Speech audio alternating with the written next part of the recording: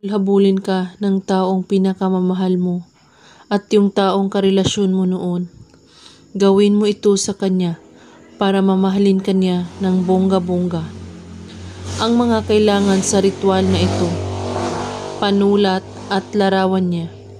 Kailangan kapag gumawa kayo nito ay magfo-focus po kayo at buo ang inyong paniniwala at walang ibang iniisip at pagdududa para tumalab agad.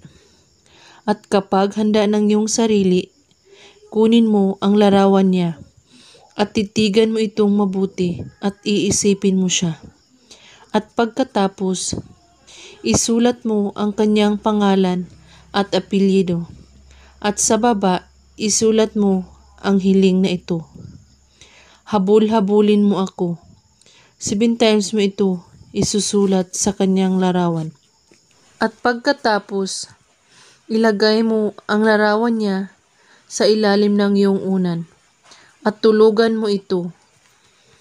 At pagising mo sa umaga ay hawakan mo ang larawan niya at banggitin mo ang pangalan at apelyido niya at sabihin mo, habul-habulin mo ako.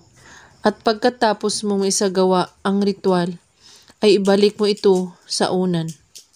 At ulit-ulitin mo ito kada araw hanggat siya ay magpaparamdam sa iyo. Gawin mo lang ito kahit anong oras at araw, basta't buo ang inyong paniniwala sa paggawa at walang ibang iniisip at pagdududa. At kung may katanungan po kayo ay magko-comment lang po sa baba. Maraming salamat sa panunood. May God bless us all.